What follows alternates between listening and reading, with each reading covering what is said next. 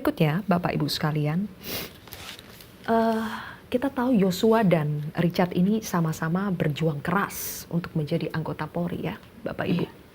Selain untuk mewujudkan mimpi mereka, Yosua dan Richard ini ingin menjadi anggota Polri karena tentunya ingin mengangkat derajat keluarga. Namun, kita lihat sekarang nasib berkata lain. Meskipun demikian, Yosua maupun Richard tetap menjadi anak kebanggaan orang tua. Saya ingin mulai dari Pak Samuel. Saya ingin tahu apakah menjadi polisi itu memang menjadi keinginan pribadi dari Yosua atau ini dorongan dari keluarga, Pak Samuel? Oh ya, makasih. Anak kita almarhum Joshua ini dari kecil, sebelum dia pun sekolah, sebelum masuk SD, sudah sangat pengen dibelikan baju polisi. Ada fotonya di rumah itu. Baju polisi dulu, zaman dulu itu pangkat polisi Bintara itu masih kuning. Nah, itu yang sangat dia bangga-banggakan dulu. Jadi dari sinilah saya lihat dia waktu kecil bakatnya itu apapun cita-citanya dari polisi. Alasan waktu dia masih kecil, saya lihat polisi ganteng. Sesudah besar, biar saya membela rakyat. Sesudah besar.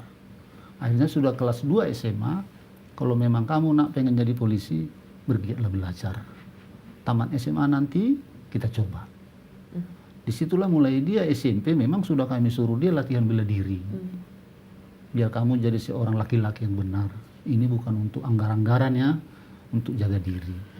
Puji Tuhan, dia masuk polisi itu belum keluar ijazahnya dulu, sudah bisa jadi masuk polisi, mendaftar dari Jambi. Itulah awalnya. Itulah awalnya sampai kemudian Yosua karirnya terus menanjak ya.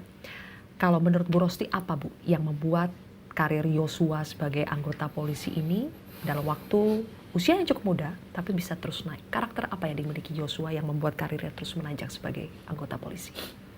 Yosua memiliki karakter penuh tanggung jawab, patuh dan penurut di dalam tugas. Tugas seberat apapun, dia sanggup melakukan tanpa ada keluhan sedikit pun. Kalau belum beres pekerjaan contoh di rumah, siapapun orang yang memanggil, bahkan gurunya, tidak mau dia meninggalkan pekerjaan itu sebelum selesai atau rampung bahasa sekarang. Jadi memang anak ini penuh tanggung jawab, penuh dedikasi di dalam tugas. Sangat patuh dengan atasan, jujur, terlebih dalam kejujuran. Makanya dia terpilih dari Jambi. Waktu itu dari Jambi ada 4 orang yang sudah diusulkan. Namun Yosua yang dipanggil komandannya sedang BKO di Tungkal. Yosua segera meluncur pada sore hari. Harus meluncur sekarang ke Jakarta untuk mengikuti ajudan di Dirtipidum waktu itu. Sore hari dia menelepon mamanya. Memang kalau dia pergi kemana-mana atau tugas apa, pemuda dari kecil selalu mohon doa. Mama, doakan anakmu, panggilannya si Abang. Doakan si Abang, Mama. Abang akan berangkat ke Jakarta. Dipanggil dia dengan baju selembar di badannya. Berangkat ke Jakarta. Dan kakaknya yang paling besar, yang membereskan semua keperluannya. Sampai dia di Jakarta 3 hari. Kembali dia disuruh ke Jambi untuk mengurus pindahannya. Jadi di sini memang komandannya semua telah menilai anak ini di dalam tanggung jawab maupun kejujuran. Anak aku telah disia-siakan mereka dengan pekerjaan tanggung jawabnya yang sangat patuh dan hormat kepada atasan. Mereka mengambil dalih pelecehan buat anakku yang sudah disiksa, dibunuh, dirampas nyawanya itu. Aduh, sangat berat rasanya mengungkapkan ini semua. Ibu Ine, Icat menyampaikan betapa ia menyesal waktu itu tidak bisa berbuat banyak, Ibu Ine. Bagaimana cerita Icat soal itu? Kalau di kasus itu Icat tidak pernah cerita sama kita, Mbak.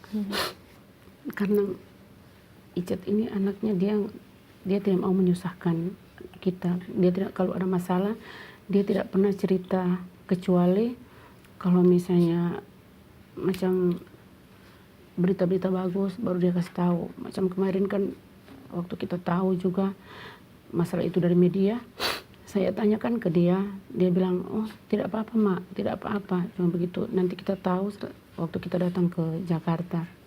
Ternyata masalahnya begitu, tapi dia nggak pernah cerita apa-apa tentang masalah itu. Tapi setelah ini terungkap, Iya. dia cerita ketika sudah bertemu dengan keluarga Yosua. Apa yang Icat sampaikan? Dia sudah janji sama saya sama bapaknya, apapun mau terjadi, saya akan tetap bela Bang Yos, Mama. Saya akan bicara jujur walaupun saya harus berhadapan dengan mereka berempat. Karena memang dia sudah merasakan bahwa mereka tetap tidak akan mengaku, kan tidak akan jujur. Jadi dia bilang, saya tidak peduli mereka mau jujur atau tidak, saya tetap akan bicara jujur sampai kapanpun. Dia Icat bilang, bisa sampai pada titik itu apakah karena dia memang sangat menyesal waktu itu tidak bisa berbuat banyak ketika ada skenario, dia dipanggil. Apakah Icat mengungkapkan penyesalannya karena tidak bisa berbuat banyak saat iya, itu? dia tidak bisa berbuat banyak karena waktu itu masih di bawah tekanan dari Pak Sambo kan. Sehingga sangat sulit ya Iya, pada saat sangat itu. dia memang tidak ada keberanian untuk bicara. Cuma Oke. waktu itu dia sempat bilang di pertengahan, mungkin sekitar 2 minggu kita di Mako, dia cuma bilang begini, Mama, seandainya ada CCTV, ya dia bilang begitu. Iya. Seandainya ada CCTV, kita sudah tidak bicara banyak, CCTV yang akan bicara. Dia bilang begitu. Sama seperti Yosua, Icat juga berjuang ya. 4 kali tes Polri, Iya. baru akhirnya dinyatakan lulus. Apakah Ibu dan Bapak masih berharap Icat ini bisa kembali menjadi anggota Polri bertugas? Karena sebelumnya Bapak Ibu, ada pernyataan dari Verdi Sambo yang mengatakan bahwa jangan hanya dirinya yang dipecat dari kepolisian, Iya. tapi Richard juga harus dipecat. Kita simak bersama.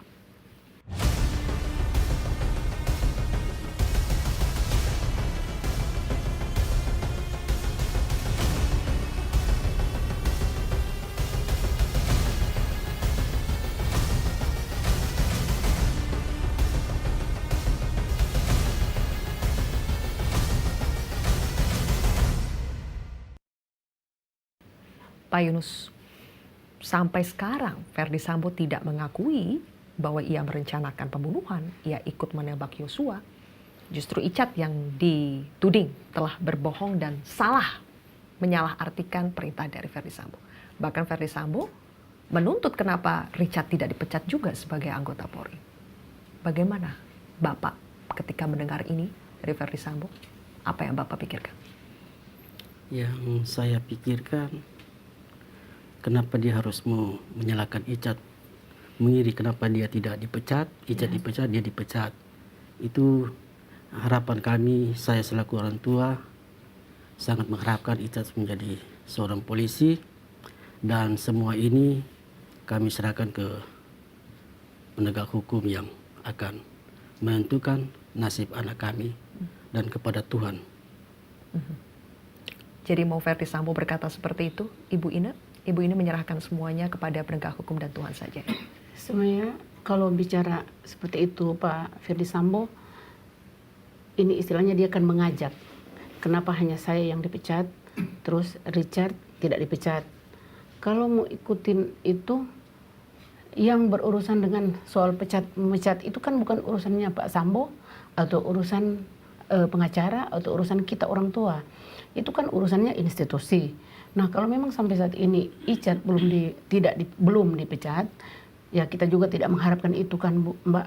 Tapi setidaknya janganlah dia ngomong begitu, karena Icat kan sesuai dengan apa yang sampai saat ini kita lihat di media itu, dia hanya menjalankan perintah dari Pak Sambo. Jadi kalau untuk soal memecat itu nanti urusan dari institusi kepolisian. Oke.